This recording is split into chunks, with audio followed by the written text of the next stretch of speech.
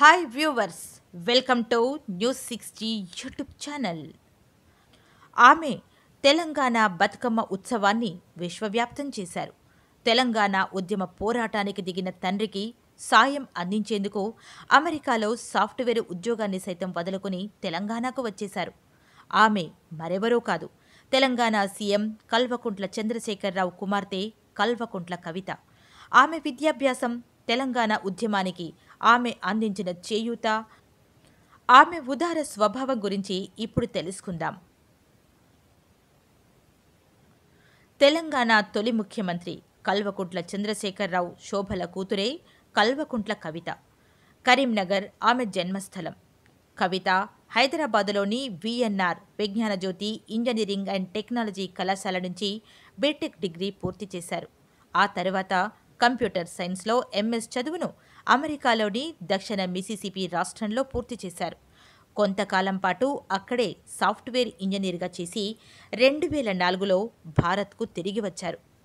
తెలంగాణ ప్రజల కోసం ఏదైనా చేయాలనే ఉద్దేశంతో, తండ్రికి ఉద్యమంలో సాయపడాలనే తలంపుతో ఆమె ఇక్కడికి వచ్చారు. కొంతకాలం పాటు ఇంట్లోనే ఉన్న తర్వాత ఆమె స్వయంగా బ్యూటీ పార్లర్ ఏర్పాటు చేశారు. తెలంగాణ ఉద్యమంలో చేరేంతవరకు ఆ బిజినెస్ను ఆమె నిర్వహించారు. కల్వకుంట్ల కవిత 2014లో జరిగిన 16వ లోక్సభ ఎన్నికల్లో నిజామాబాద్ నియోజకవర్గం నుంచి ఎంపీగా గెలుపొందారు. కాంగ్రెస్ అభ్యర్థి అయిన మధు యాష్కీ గౌడ్పై 2,72,123 ఓట్ల తేడాతో గెలుపొందారు.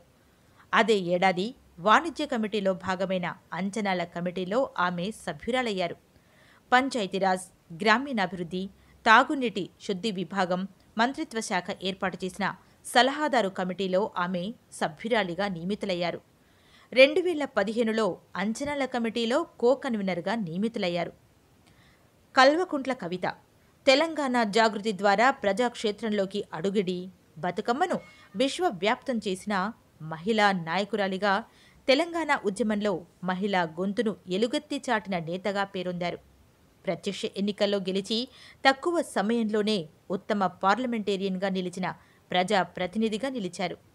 రాజకీయ, సామాజిక వ్యవహార శైలి పరంగా తనకంటూ ప్రత్యేక ముద్రను దక్కించుకున్నారు. ఇటీవల మాజీ ఎంపీ కల్వకుంట్ల కవిత ట్విట్టర్లోనూ సరికొత్త ట్రెండ్ సృష్టించారు. ట్విట్టర్లో 1 మిలియన్ ఫాలోవర్స్ పొందిన దక్షిణ భారతదేశ తొలి మహిళా రాజకీయ నాయకురాలిగా ఆమె నిలిచారు.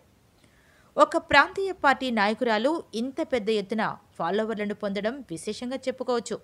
ఒక్క తెలంగాణ రాష్ట్రం నుండే కాకుండా ఇతర రాష్ట్రాలు, విదేశాల నుండి కూడా మాజీ ఎంపీ కవితకు ట్విట్టర్లో ఫాలోవర్లున్నారు.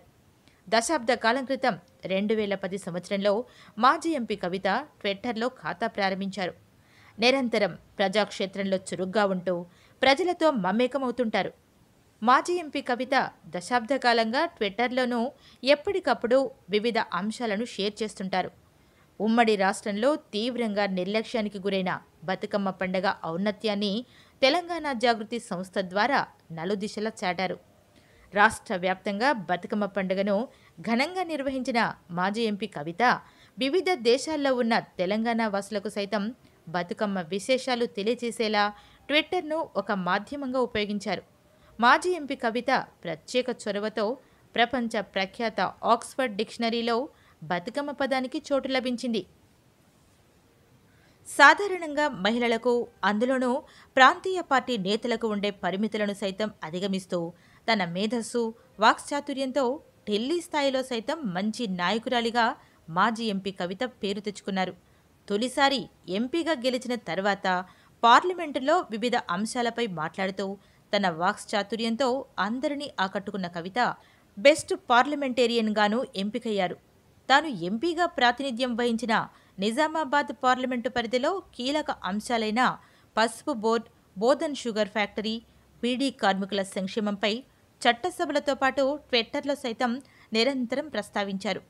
రాఖీ పండుగ నాడు ప్రతి మహిళ తమ సోదరులకు రాఖీ కట్టడంతో పాటు ఒక హెల్మెట్ను బహుకరించాలని కవిత ఇచ్చిన పిలుపు దేశవ్యాప్తంగా అందరి మన్ననలు అందుకున్నారు. ఒక ప్రాంతీయ పార్టీకి చెందిన మహిళా నాయకురాలిగా పరిమితులను అధిగమించిన మాజీ ఎంపీ కల్వకుంట్ల కవిత ట్విట్టర్లో 1 మిలియన్ ఫాలోవర్లను సాధించి మరోసారి తన ప్రత్యేకతను చాటుకున్నారు. మాజీ ఎంపీ కవిత తర్వాత దక్షిణాది నుంచి అత్యధిక ఫాలోవర్స్ కలిగిన మహిళా నేతలలో DMK MP Kanimozhi, Telangana governor Tamilisai Soundararajan, BJP MP Shobha తదితరులు ఉన్నారు.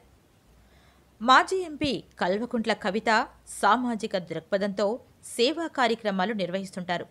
పిల్లలకు ఆన్లైన్ క్లాసులు నిర్వహించేందుకు హైదరాబాద్లోని సెయింట్ జోసెఫ్ సెకండరీ స్కూల్కు 9 కంప్యూటర్లను అందించి తన ఉదారతను చాటుకున్నారు. హైదరాబాద్లోని ఈస్ట్ మారేడుపల్లికి చెందిన 77 ఏళ్ల వయస్సు గల బైలా గాబ్రియల్ సెయింట్ జోసెఫ్ పేరుతో పాఠశాల నిర్వహిస్తుంటారు. 1993లో ప్రారంభమైన ఈ పాఠశాలలో అణగారిన వర్గాల పిల్లలకు ఉచిత విద్యను అందిస్తూ 27 ఏళ్లుగా వేలాది మంది నిరుపేదలను విద్యావంతులుగా తీర్చిదిద్దారు. అయితే ప్రస్తుతం కరోనా మహమ్మారి కారణంగా పాఠశాలల్లో విద్యను బోధించలేని పరిస్థితి నెలకొంది. దీంతో ఆన్లైన్ క్లాసులు నిర్వహించేందుకు ఏర్పాట్లు చేస్తున్న పాఠశాల యాజమాన్యానికి కంప్యూటర్ల కొరత ఏర్పడింది. దీంతో ల్యాప్టాప్ లేదా కంప్యూటర్లు అందించడానికి దాతలు ముందుకు రావాలని కోరుతూ మెరికా ఇసాబెల్ ట్వీట్ చేశారు. ఈ ట్వీట్పై స్పందించిన మాజీ ఎంపీ కవిత పిల్లల చదువులకు చేయూతనిచ్చేందుకు ముందుకు వచ్చారు. ఆన్లైన్ క్లాసులు నిర్వహించేందుకు 9 కంప్యూటర్లను అందించారు. కవిత సూచించిన మేరకు తెలంగాణ జాగృతి రాష్ట్ర ఉపాధ్యక్షుడు రాజీవ్ సాగర్, ప్రధాన కార్యదర్శి నవీనాచారి పాఠశాల యాజమాన్యానికి కంప్యూటర్లను అందించారు. ట్వీట్ చేసిన వెంటనే మానవత్వంతో స్పందించి కంప్యూటర్లను అందించిన మాజీ ఎంపీ కవితకు ఆ పాఠశాల నిర్వాహకులు మెరికా ఇసాబెల్, బైలా గాబ్రియల్ కృతజ్ఞతలు తెలిపారు. ఇలాంటి క్లిష్ట పరిస్థితిలో మాజీ ఎంపీ కవిత చేసిన సాయం పిల్లల భవిష్యత్తుకు ఎంతగానో దోహదపడుతుందని మెరికా ఇసాబెల్ తెలిపారు. పేద పిల్లలకు ఉచిత విద్యను అందిస్తున్న బైలా గాబ్రియల్కు మాజీ ఎంపీ కవిత ప్రత్యేకంగా అభినందనలు తెలిపారు. మరో సందర్భంలో రోడ్డు ప్రమాదంలో గాయపడి నడవలేని స్థితికి చేరిన యువకుణ్ణి మాజీ ఎంపీ కల్వకుంట్ల కవిత ఆదుకున్నారు. జగిత్యాల జిల్లా కోరుట్లకు చెందిన యువకుడు వినయ్కి ఆపన్నహస్తం అందించారు. తెలంగాణ జాగృతి అధ్యక్షురాలు మాజీ ఎంపీ కల్వకుంట్ల కవిత బీటెక్ పూర్తి చేసిన వినయ్కి 3 చక్రాల స్కూటీని అందజేశారు. వినయ్ ఆరోగ్య పరిస్థితి గురించి తెలుసుకున్న మాజీ ఎంపీ కవిత అన్ని విధాలా అండగా ఉంటారని హామీ ఇచ్చారు. ఈ సందర్భంగా వినయ్ కుటుంబ సభ్యులు మాజీ ఎంపీ కవితకు కృతజ్ఞతలు తెలిపారు. వినయ్ గత 6 ఏళ్లుగా వీల్చైర్కే పరిమితమయ్యాడు.